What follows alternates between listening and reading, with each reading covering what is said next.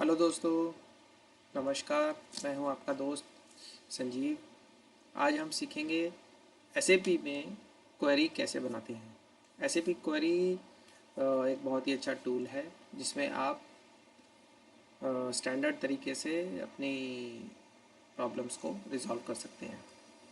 जैसे आपको मालूम ही होगा कि सैप में किसी कस्टमर का या वेंडर का अगर आप चाहते हैं कि आपको पैन नंबर मिल जाए, आप कोड डालें और आपको पैन नंबर मिल जाए, या आप नाम डालें तो आपको पैन नंबर पता लग जाए, या उल्टा पैन नंबर डालें तो नाम पता लग जाए, ऐसी कोई सुविधा स्टैंडर्ड किसी भी स्टैंडर्ड रिपोर्ट में एसएपी में नहीं है। तो एसक्यूवीआई के अंदर आप ये काम कर सकते हैं। एसक्यूवीआई इज़ अ टी कोड। आप कमांड प्रॉम्प्ट पे टी कोड डालिए एसक्यूवीआई और हमारी ये फर्स्ट स्क्रीन हमें अपेयर होगी। क्विक व्यू और इनिशियल स्क्रीन इसका नाम है। सपोज़ हम चाहते हैं कि हमें कस्टमर का नाम, पैन और कोड तीनों के लिए एक हम क्वेरी लिखना चाहते हैं। तो हम एक नाम दे देंगे, कस्ट अंडरस्कोर पैन। ये हमने लिखा। हम कुछ भी लिख सकते हैं, कस्ट पैन, पैन, जो भी हमारी इच्छा हो वो हम लिख सकते हैं। यहाँ पे हम इसका टाइटल ले सकते हैं, कस्टमर पैन सिन डिटेल्स। इसके बाद हमें करना होता है टेबल ज्वाइन। यहाँ पे बाय डिफ़ॉल्ट टेबल आ रहा होता है। इसके बाद हम करेंगे टेबल ज्वाइन। टेबल ज्वाइन करने के बाद उसको बेसिस मोड में ही ओके करेंगे। ओके करने के बाद हमें ये नई स्क्रीन मिलेगी जहाँ पे हमें टेबल्स को लाना है। इसके लिए हमें दो टेबल की ज़रूरत पड़ेगी। हमें इस क्वेरीज को लिखने के लिए टेबल की नॉलेज होना चाहिए। टेबल की नॉलेज नहीं होगी तो हम उसके लिए एक अलग से वीडियो बनाएंगे और उनको जानेंगे। इसमें हम इंसर्ट टेबल पे जाते हैं, क्लिक करेंगे और टेबल डालेंगे। दो टेबल हमें ज़रूरत पड़ेगी। हम एक एक करके टेबल्स को ऐड करेंगे। पहली टेबल है हमारी KNB1, जिसके अंदर कस्टमर का कोड कंपनी कोड बेसिस पे है। दूसरी टेबल हम डालेंगे KNA1, जिसके अंदर कस्टमर्स का नाम आएगा। और ये दोनों में कॉमन जो भी कोड होगा वो आपस में ऑटोमेटिकली लिंक रहेगा। कभी कभी ये लिंकिंग नहीं होती है तो हमें ये फिज़िकली बनानी पड़ती है। सपोज़ मैं इस लिंक को हटा देता हूँ, राइट क्लिक करके इसको डिलीट करता हूँ और फिर से मैं इसको सिंपली यहाँ से यहाँ ड्रॉ कर दूँगा तो ये कनेक्ट हो जाएगा। ये हो गई लिंकिंग। अब हमें तीसरी टेबल डालनी है जिसका नाम है, जो कि सिन के लिए होती है, जिसका नाम है J_1I मूव END। ये टेबल भी ले लेंगे हम। ये ऑटोमेटिकली कनेक्टेड है। ये टेबल भी LIFNR कस्टमर और वेंडर के अकाउंट नंबर के बेसिस पे। बस हमारी तीनों टेबल कनेक्टेड है। हमारा काम हो चुका है। हम बैक चलेंगे, ग्रीन वाले बैक से बैक चलेंगे तो हमें कुछ इस तरीके की स्क्रीन दिखाई देगी। हम इसको थोड़ा सा स्प्रेड करेंगे। यहाँ हमने जो तीनों टेबल ऐड किए हैं उन तीनों के नाम आ गए, तीनों एक के नीचे एक आ गई। अब हम चाहते हैं कि हम अब एपर्स की तरह उसमें इनपुट स्क्रीन और आउटपुट स्क्रीन बनाएं। इन वही दोनों ये कॉलम दिए हुए हैं आपको, लिस्ट फील्ड और सिलेक्शन फील्ड।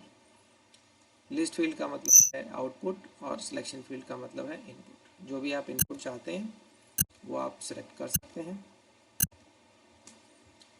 फर्स्ट टेबल में से हमने दो इनपुट और आउटपुट लिए, company code and customer code. यहाँ से हम नाम ले लेंगे कस्टमर कोड के बेसिस पे। दोबारा सिलेक्शन की ज़रूरत नहीं है हमें। अगर हम चाहते हैं उसका सिटी, कंट्री, एड्रेस, वो भी हम ले सकते हैं। लास्टली हम लेंगे इसकी सिन डिटेल, जैसे कि पैन नंबर। पैन नंबर हम आउटपुट में भी ले सकते हैं और इनपुट में भी ले सकते हैं, जैसे कि मैंने आपको बताया था। पैन डाल करके भी हम सर्च कर सकते हैं। बस दैट्स इट, हमारा काम हो गया है। अब हम इसको एग्जीक्यूट करेंगे। Press execute and new screen like this. यहाँ पे हमारा कंपनी कोड डालेंगे। कंपनी कोड मैंने डाला, मेरा कंपनी कोड है 9000। और यहाँ पे एक कोड डालेंगे 100804। अगर मैं इसको यहीं पे एग्जीक्यूट करूँगा तो ये इसका पार्टी का पैन नंबर दिखा देगा। अगर कुछ नहीं होगा तो कुछ नहीं दिखाएगा। 506। दूसरा कोड डालते हैं, देखते हैं इसमें मेंटेन है, इसमें मेंटेन है। पहले जो हमने कोड डाला था उसमें मेंटेन नहीं था, इसलिए इसने सिस्टम ने कोई भी पैन नंबर नहीं दिखाया। तो ये आपका पैन नंबर। अच्छा, मैं आपको एक चीज़ और बताता हूँ। सपोज़ हमने सिर्फ पैन नंबर डाला। सपोज़ कभी कभी हमारे पास इनकम टैक्स की क्वेरीज आती हैं कि XYZ पैन के अगेंस्ट में आप ये रिप्लाई करो। तो हम पैन नंबर डाल करके यहाँ पे सर्च करेंगे तो ये सिस्टम हमें दिखाएगा कि किस किस पार्टीज़ का ये पैन मेंटेन्ड है, किस किस कोड्स में। तब भी इसने वही एक ही कोड दिखाया कि एक ही कोड में ये मेंटेन है। सो दोस्तों, आपने अभी देखा कि हमने क्वेरीज को बनाया। बहुत ही सिंपल है, सिर्फ आपको टेबल का नाम याद रखना है। अगर टेबल का नाम याद नहीं रह पाए तो गूगल पे सब मिल जाता है, उसमें भी कोई दिक्कत नहीं है। अब बस हम इस क्वेरी को सेव कर देंगे। क्वेरी हमारी सेव हो चुकी है। फिर से हम बैक स्क्रीन पे जाएंगे, फिर से चलाएंगे तो हमें ये इस लिस्ट के अंदर मिलेगी पैन के नाम से। हम इसको सेलेक्ट करेंगे और इसको दोबारा से देखेंगे तो हमें हमारा काम होता रहेगा। सपोज़ मैं डालता हूँ फिर से एक पैन नंबर, कोई भी ले लीजिए, AJQPB8987N। सपोज़ इस पर मैंने अपना पैन नंबर, कोई होगा तो ये मिल जाएगा।